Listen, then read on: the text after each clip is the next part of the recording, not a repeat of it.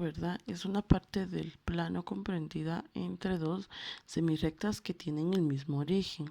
Para encontrar la medida de un ángulo, se mide con un transportador la abertura entre dos lados rectos que se cortan. Entonces, para ello ustedes deben de tener a la mano un transportador. Bueno, para empezar vamos a hablar sobre el segmento de recta.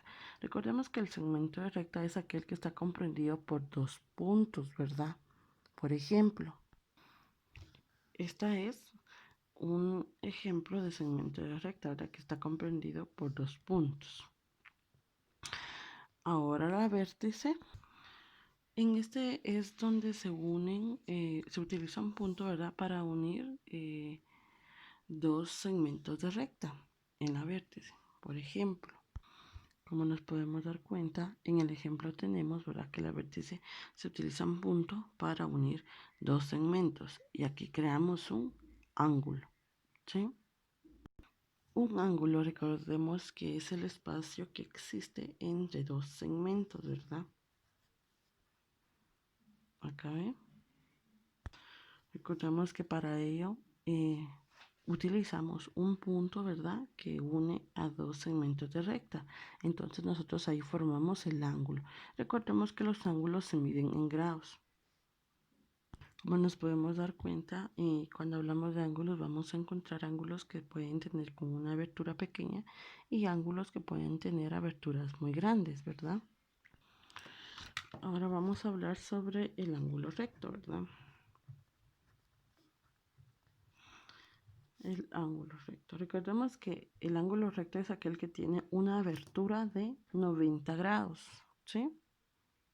Nosotros acá ya hacemos, ¿verdad?, uso de nuestro transportador para poder ver que tenga completamente los 90 grados.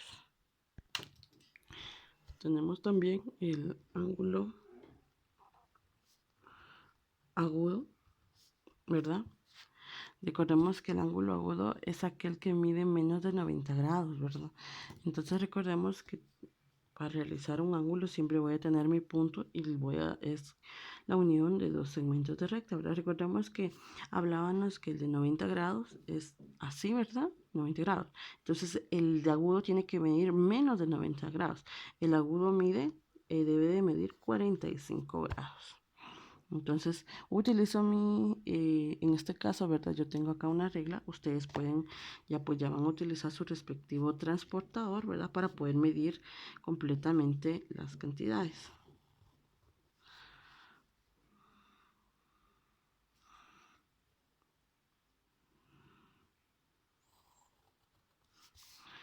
Este ángulo agudo es el que mide 45 grados. ¿Sí? Por último tenemos el ángulo obtuso. Recordemos que este ángulo obtuso es aquel que mide más de 90 grados. Recordemos que el ángulo recto es el que mide 90 grados, el agudo es el que mide menos de 90 grados y sería 45 grados, y el ángulo obtuso es el que mide más de 90 grados. En este caso debe medir 130 grados. Como ya les había indicado, ¿verdad? Recordemos que acá está nuestro punto y entonces vamos a hacer la unión de la vértice. Pero en este caso, como el ángulo obtuso mide más de 130 grados, entonces va a ir de acá, de la derecha a la izquierda, ¿verdad? Acá ya tengo mi respectivo ángulo obtuso que es debe medir más de 90 grados, que sería 130 grados. ¿Sí?